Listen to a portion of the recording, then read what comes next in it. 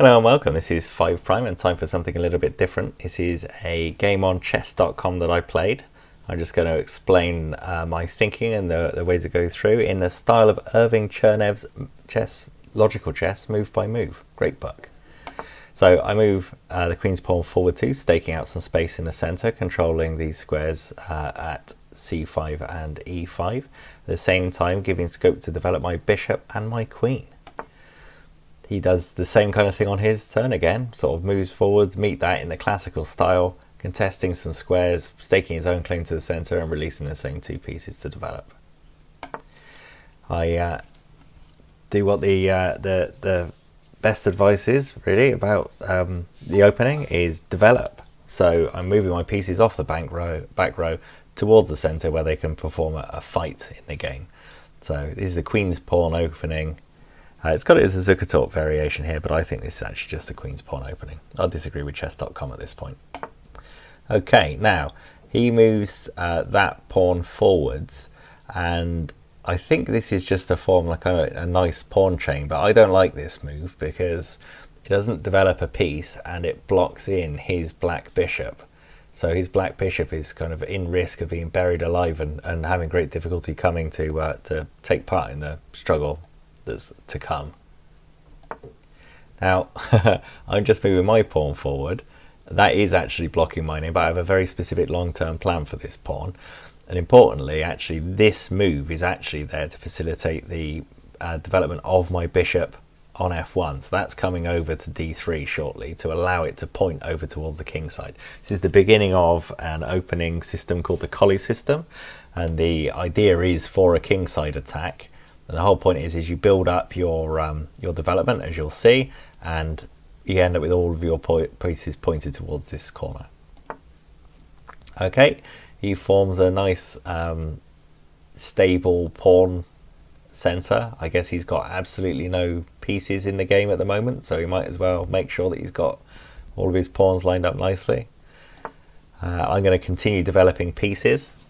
I think it's going to give me a development advantage to speak of, which is excellent. So he's finally moving his knight. He's taken up his most useful, what is the classically most useful knight square for himself on his queen side. His c6 square is really where the knight wants to be, but he's put a pawn in the way, so he can't.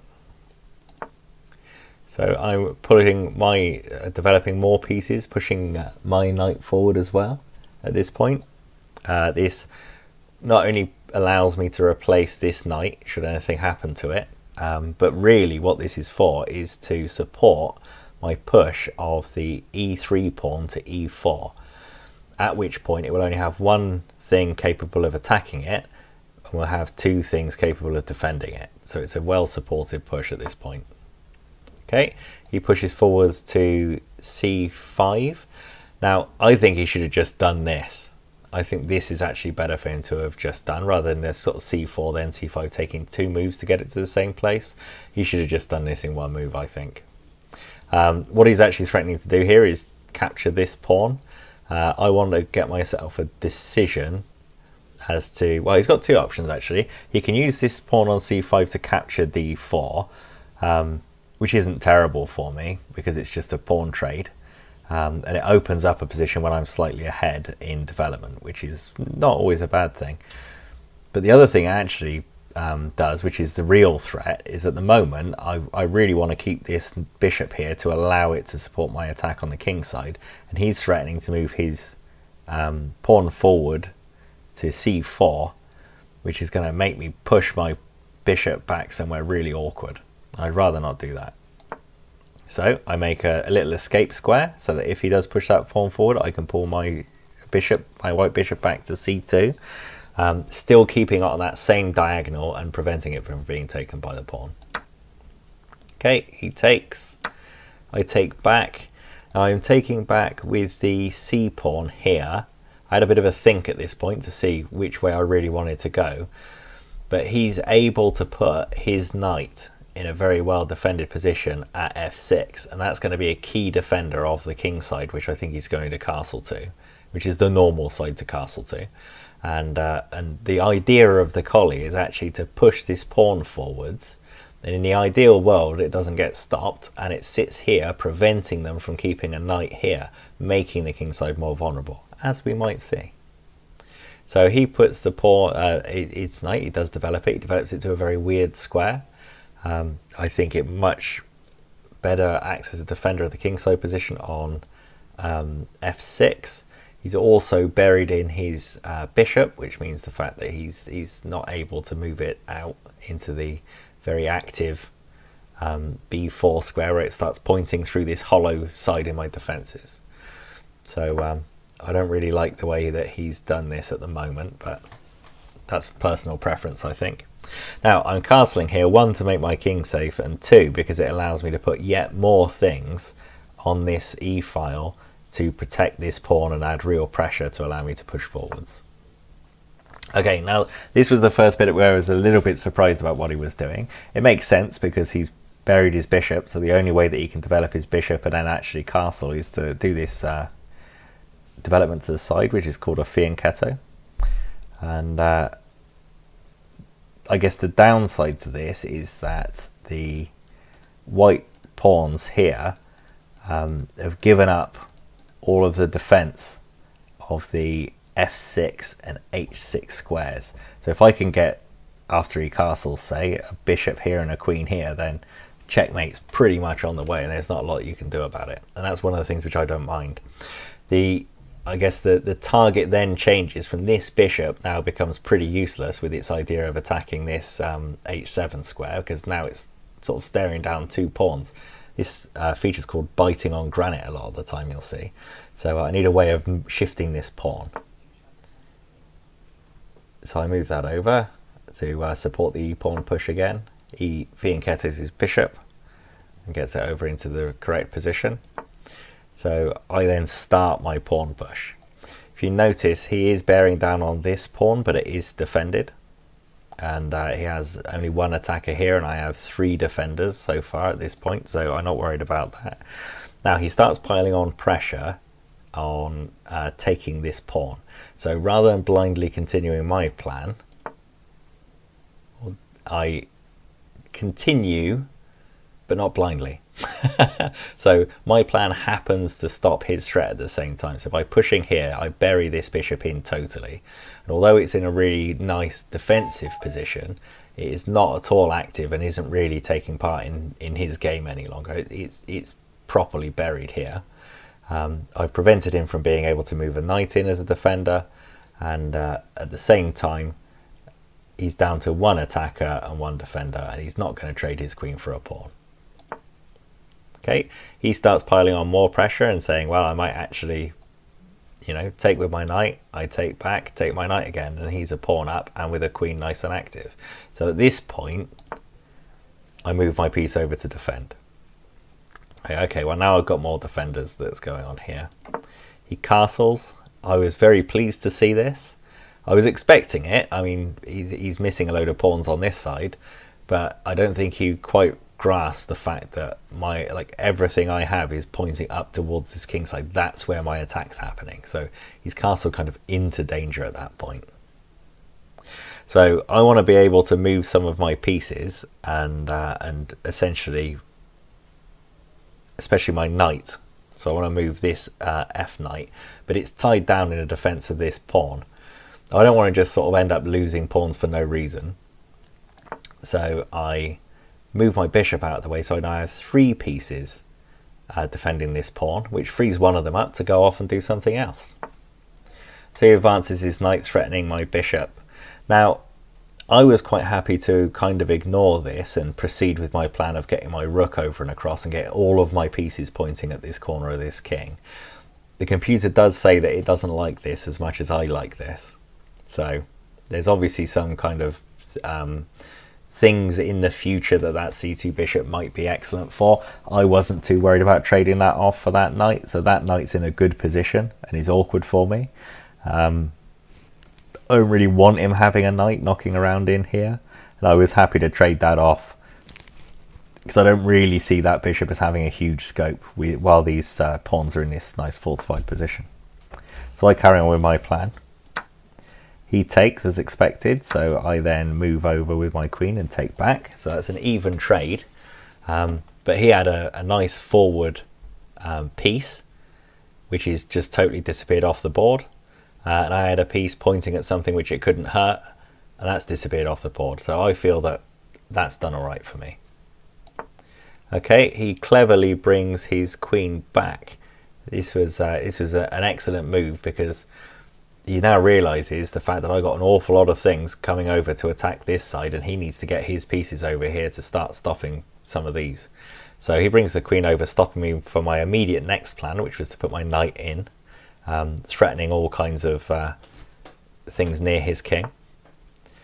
So I like this maneuver. So I put the pawn forwards here in a position where it's protected by the knight, which then allows me to move the knight where I wanted to anyway, where it's protected then by the pawn. Okay, he does a move. I'm guessing the fact that this was supposed to be the beginning of some kind of pawn storm down this side seeking counterplay here. I think that would have been a sensible thing to do. So I, as I said, move my now protected knight in. So one of the things I was thinking of here was to move my rook across to replace that protection and use this pawn to gouge open this king side. So I really don't want this position to carry on. So he moves his bishop out, and I really don't like this for him. And the reason is that this formation of pawns totally doesn't protect at all any of the black squares. And so this shape is only strong while it has the bishop in the g7 square. And it looks like he's actually moving to swap that out, which I would be more than happy to do. I'd be more than happy to lose a knight to basically have permanent weaknesses on that side. Okay, so I proceed as planned, and he exchanges off. So we have an even trade, but he's lost his best defender of that position, and I've lost, you know, a knight in return. I'm chuffed with that. Okay, he pushes his f pawn, and it was this f pawn push that made me choose to take it with the rook as opposed to taking with the bishop. If I took with the bishop, I kind of thought I had one attacker here and one attacker here, and he has 3 attackers of that point, and that basically left it as an untenable position for me. I was going to have to do something around kind of escaping my bishop. Maybe over to here would have been fine, but it looked awkward to me. I felt like I was going to start losing pawns and losing my center here and collapsing, and I didn't want that to happen. So this is where I took a little bit of a risk. I calculated as many variations as my poor little brain can handle, and I was expecting that this sacrifice or potential sacrifice, there's only, you know, there's only a couple of sensible things that black can really do here. The most obvious of which is actually taking my rook and then saying, well, prove to me you can beat me now. Okay, but that would have immediately been followed up with a queen takes, with a one legal move of the king to here, and then I was planning on doing something like bringing my bishop up and then threatening mate in one. Now interestingly, one thing I didn't calculate was actually him bringing his rook over, and I think that might have actually held the game for him. That's not what he did, so we don't need to worry about it. Okay, he moves his king out of the way, just making me a pawn up. I move my rook across, allowing me to threaten the mate in one with the queen here, which he's now forced to defend. Defends with the rook. And then I have to essentially, when you're attacking, you need to get all of your pieces into the attack. Okay, and one of the things I noticed was the fact that actually I wouldn't mind taking this at some point with my rook. Perhaps he's got an awful lot of defenders on it. So he's got 3 defenders, I got 2 attackers. If I can remove one of his defenders, maybe I can start chipping this away and start forcing pawns forward and really making life uncomfortable for him. So here really I'm hoping to end up in a kind of position where I can get something like that going, or even just, you know, hop in and take this.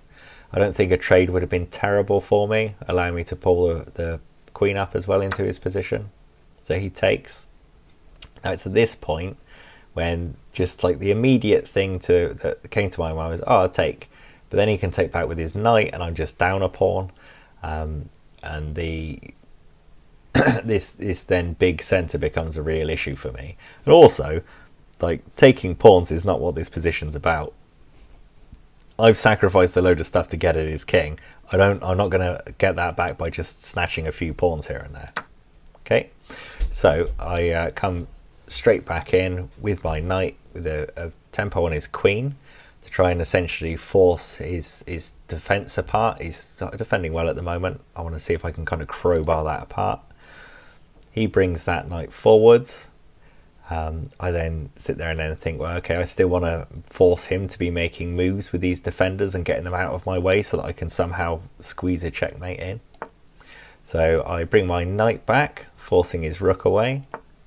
So his rook goes over to g7. That's not really a threatened capture, because even if it goes really well for him, it's still, you know, a rook and a piece. I've got two defenders here. He's got two attackers. He's going to be down material if he makes that trade, so that's not a threat for me. What this does open up, though, is his queen.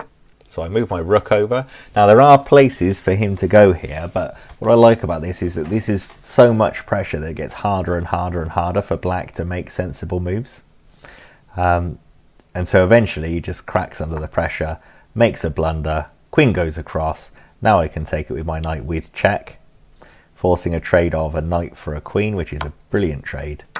And now effectively I've won. So he gives up at this point. If I was continuing, my next move would have been to check him here on the e8 square with a rook, which forces one of two things to move into his defense. Is probably the most sensible things he can do at this stage. Otherwise I can think about sacrificing my bishop to get checkmate ideas. But yeah, so the most sensible thing, the thing which most people do with that e8, is block with either the rook, which I would happily trade off because I'm already ahead on material, or he can blunder and use his knight, at which point I'll actually trade it off for this bishop. That gets taken, I'm up even more material. So already a piece over. So that's the end of the game. So I hope that actually speaking over every individual move with the ideas behind it is useful. I'm going to load it up anyway because it was useful for me. Great. See you around.